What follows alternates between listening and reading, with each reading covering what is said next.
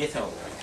Bueno, pues la verdad es que es un placer para mí de hacer de anfitrión de una vez más aquí en la Anónima de José Luis Melero, de este libro con el que he disfrutado mucho. Ya lo digo, o sea, que esto no tiene intriga, es un libro con el que se disfruta, con el que uno se lo pasa en grande, y eso es lo más importante. Y bueno, pues yo también quiero ser breve porque pienso que en las presentaciones quien realmente tiene que hablar y quien debe hablar, quien conoce el libro mejor, evidentemente es el autor, ¿no? Entonces, bueno, para facilitarle un poco o perjudicarle, no sé, las cosas, voy a decir yo 4 ideas y luego ya le dejo que hable, ¿no? Bueno, el libro anterior del que hablaba también antes Chema, que es La vida de los libros, que salió en 2009, parece que lleva, luego hablaremos de eso, parece que lleva ciclos de 3 años. Sí. En el 2003, en el 6, en el 9, en el 12, sí, bueno, pues este otro libro, La vida de los libros, salió en el Sordica, con una edición muy cuidada como esta. Aquí tenemos una portada muy sugerente que me ha gustado mucho, de Jorge Gay, que es gente como iluminada, que está mirando hacia lo alto, buscando luz o buscando algo, con una postura así muy forzada, con el cuello muy torcido para arriba. Yo creo que encaja muy bien con lo que se dice en el libro, que también es una búsqueda en un sentido muy amplio, ¿no? Bueno, es una nueva entrega de un libro que es difícil de clasificar genéricamente. A los profesores de literatura ya nos gusta decir, pues esto es un género, tal, esto... los libros de José Luis Melero son difíciles de clasificar porque yo creo que son libros muy personales. Llevan su sello personal, ningún libro se improvisa, pero los suyos todavía menos, porque requieren mucho tiempo de lectura, de búsqueda de otras obras, de reflexión, y entonces son libros de difícil catalogación. Yo creo que están a mitad de camino entre el artículo periodístico, entre las memorias y entre el ensayo erudito. Tienen un poco de cada cosa, en distintas dosis en cada uno de los casos, y bueno, el resultado, como digo, es básicamente pues, que son obras muy personales, muy vinculadas a su vida. Aquí no tenemos una erudición distante, académica, fría. Lo que tenemos es bueno, pues un poco la pasión de vivir volcada en los libros. A él le gusta, es bibliófilo, de eso hablaremos después, pero no para tener libros, sino sobre todo para leerlos, y eso cambia mucho las cosas, ¿no? O sea, a lo mejor yo era el que estaba un poco confundido hace años, pensaba que los bibliófilos lo que querían era acumular, ¿no? No, casi todos, sí. Pues eso, lo que decía Eric Fromm, que algunos nos acordaremos, el tener o el ser, ¿no? Pues parece que era tener, pero no, en este caso es ser, es tener el libro para disfrutarlo y para leerlo, ¿no? Bueno, el título, podemos empezar por ahí, el título se debe a Félix Romeo, es escritores y escrituras, hay un pequeño juego de palabras, ¿no?, entre lo que es el lenguaje políticamente correcto, que estamos siempre diciendo amigos, amigas, escritores, escritoras. Aquí hablamos de escritores y escrituras, ¿no? Félix le encantaba dar los títulos a los amigos, ¿no?, y tú lo acogiste aquí, y bueno, y en el especie de colofón del libro se dice que es un reconocimiento a Félix, sin alardes, porque no era necesario, pero aparece como personaje en muchos momentos del libro, ¿no? Cuando vivía y luego cuando ha muerto, lo mismo que José Antonio Labordeta, que también es otro personaje que aparece cuando estaba todavía vivo, y después cuando ha muerto aparece en distintos textos del libro, ¿no? Yo creo que este libro, se dice muchas veces de otros libros, pero en este caso es absolutamente cierto, encierra otros muchos libros. Encierra otros muchos libros y encierra muchas lecturas, por lo tanto. Pueden ser lecturas más o menos hondas, más o menos superficiales, pero también desde distintos ángulos, desde distintas ópticas. Es un libro que no se agota con una sola lectura. Yo he leído algunos de estos textos unas cuantas veces, y cuando vas leyendo descubres nuevas relaciones, nuevos datos interesantes que te llevan a otros textos, etcétera, ¿no? Tiene bastante, creo, también este libro. Bueno, son 119 textos, no sé si has elegido el número a propósito, ha salido así, 119 textos más el texto liminar, en total 120, que fueron publicados en Heraldo de Aragón, en Artes y Letras, que es el suplemento literario, como todos sabéis, de Heraldo de Aragón, que sale los jueves, en la columna que tiene José Luis Melero allí todos los jueves, desde septiembre de 2009 hasta junio de 2012. A lo largo, por lo tanto, de casi 3 años, ¿no? Supongo que han quedado fuera algunas, pero bueno, pues muchas de estas obras, de estos textos que han salido, se han recogido, ¿no?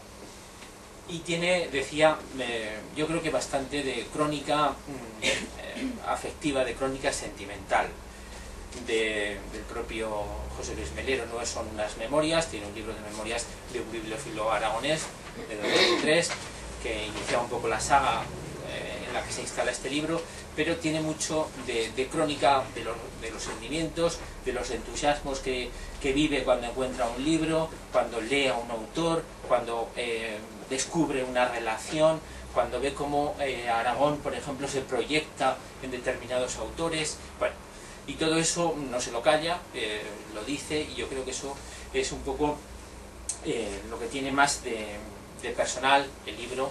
Como decía antes, no es una erudición así distante, académica, sino que es su vida volcada ahí en los libros, ¿no? Y todo esto se explica porque hay una explicación de fondo de este libro, que es su condición de bibliófilo, como decíamos antes, ¿no? Lo de ser bibliófilo, pues Yolanda podría explicarlo mejor que yo, pero es algo que marca, ¿no? Es como una especie de sacramento laico, una especie de destino, una especie de profesión casi religiosa, ¿no? Que en el caso de José Luis, pues está impregnada de su propio talante, su propio carácter, ¿no? Él aporta a la bibliofilia, pues, su manera de ser, el entusiasmo, la pasión, la generosidad, el amor a la libertad, sus aficiones, su afición ancestral al Real Zaragoza, por ejemplo, que es una actitud ante la vida, lo dice muchas veces, su amor a la jota, su irrenunciable condición de aragonés, todo eso está ahí, no se puede separar, no se puede separar, ¿no? Por lo tanto, creo que bibliófilos como él no hay más, o sea, puede haber bibliófilos, no sé cuántas categorías habrá, pero desde luego yo creo que José Luis Melero está en una única, como Ramón Gómez de la Serna, que pertenece a una generación unipersonal, pues tú en lo mismo, ¿no? Bueno, hay un texto que me llama especialmente la atención porque creo que es una especie de declaración de intenciones, que es el que se titula Vida de Pedro Saputo, que es un libro que has estado buscando, la primera edición del 44, de 1844, durante muchos años, y en el momento que la encuentra, pues bueno, el entusiasmo es incontenible, y entonces las reflexiones que hace yo creo que, bueno, pues son muy serias. Dice: si nos pasa la vida sin ver cumplido ninguno de nuestros sueños, dice en algún momento. Por eso él dice que, bueno, como parece que renuncia a ver ganar al Real Zaragoza una liga, que era uno de sus sueños, pues entonces vamos a disfrutar de los libros. La literatura y el arte en general, porque aquí no solo se habla de literatura, se habla también de cine, se habla de pintura, se habla de música. La literatura, el arte, digo, es una manera de oponer a la... o de luchar contra la inconsistencia de la vida, ¿no? También se habla aquí en algún momento, partiendo de las reflexiones de algunos autores, de la debilidad del ser humano, de la fragilidad de la vida humana. Entonces el arte es una manera de buscar otro tipo de, una cierta plenitud. La literatura es pues, ese deseo de búsqueda de una vida más plena, ¿no? Bueno, al principio dice que uno de los empeños que están detrás de este libro y que se logran, por supuesto, es dar voz a muchos segundones, a gente que cultivaron las letras, que cultivaron la música, que cultivaron la pintura, que tuvieron empeño, que tuvieron fe, que incluso tuvieron talento, pero que no tuvieron suerte o no tuvieron éxito. Y entonces aquí aparecen muchísimos personajes de ese tipo, ¿no? Con los que nos identificamos muy fácilmente, porque sus condiciones son muy humanas, sus circunstancias son muy reconocibles, y bueno, pues aunque vivimos en malos tiempos, podemos ver que ha habido malos tiempos anteriores, incluso peores que los nuestros, ¿no? Es un libro contra el olvido injustificado, a favor de un cierto sentido de la heroicidad, una heroicidad que tiene unas condiciones que defiende José Luis Melero en los distintos personajes. En primer lugar, la cualidad de la lealtad. Hay un texto precioso que se titula así, que cuenta una anécdota magnífica, ahí que hablaremos luego, y si no, pues que la lean, porque es muy bonito eso. Este sentido de la heroicidad, digo, pues está formado por lealtad, por empeño, por coraje, por pasión y siempre por un sentido moral de la vida, ¿no? Y hay una mirada muy compasiva hacia el fracaso, hacia la gente que no consigue sus sueños, pero que lo intenta. El coraje es lo importante, el intentar lograrlo, conseguirlo muchas veces ya no depende de nosotros, ¿no? Bueno, y pues hay infinidad de textos que podríamos destacar.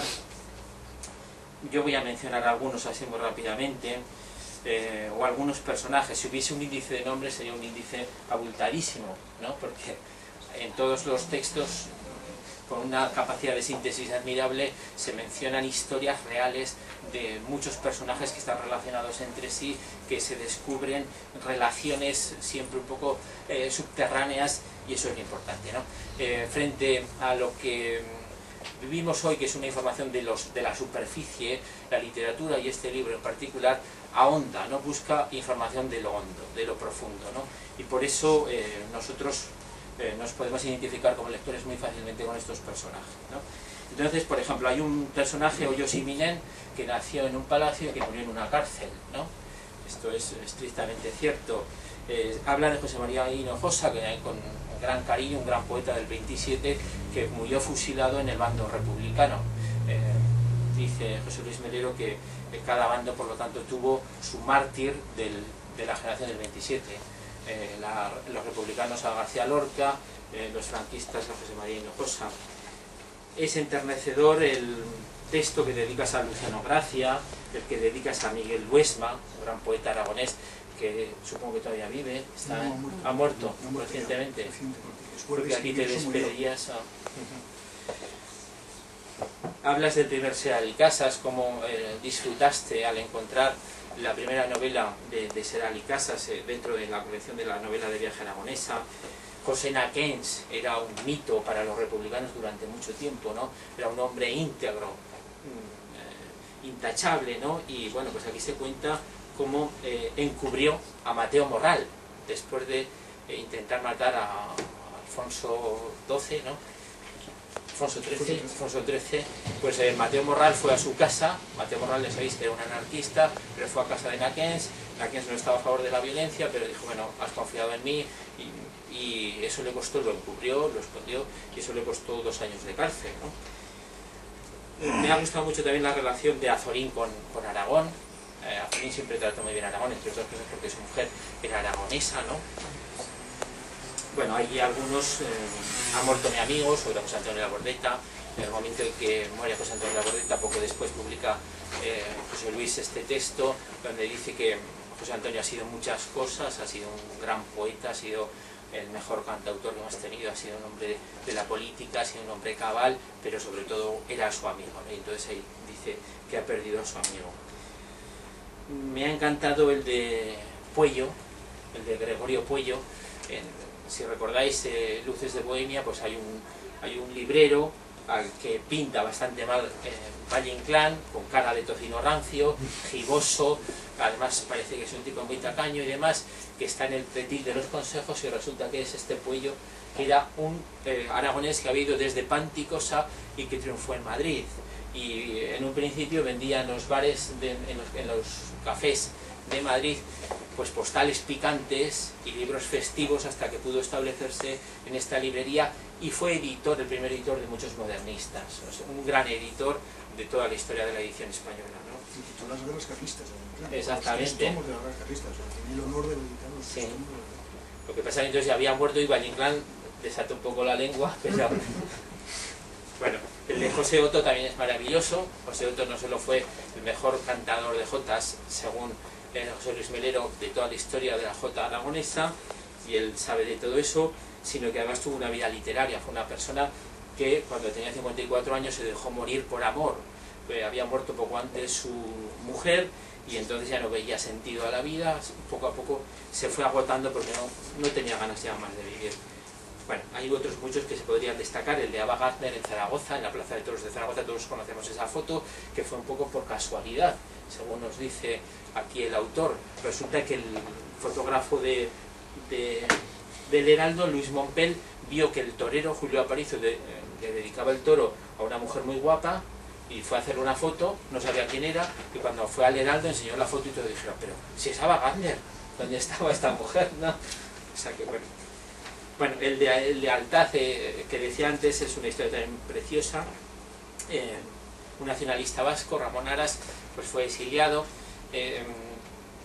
fue herido en la guerra, perdió un ojo y era amigo de Sánchez Mazas, que fue ministro con Franco, y le pidió que fuera a comprar un ojo, ¿no? Un ojo de avellana claro, color avellana claro, y se lo compró, y además hizo que se lo pagara el Banco de Vizcaya, que tenía la cuenta bloqueada de Ramón Aras, ¿no? Bueno, hay muchos otros amartinazos, que es sobre el primer libro de Félix Romeo, la evocación del primer libro de Félix Romeo. Otro dedicado a Jesús Arnal, secretario de Durruti, cómo le salvaron la vida a un amigo, y cómo Melchor Rodríguez, un anarquista, acabó con las sacas en noviembre de 1936. Otro sobre Luis Alegre.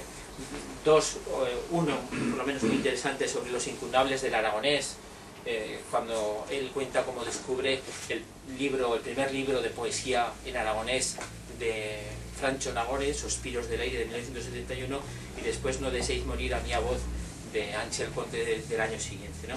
Otro dedicado a mi amigo Pisón, cuando consigue el premio de las letras aragonesas.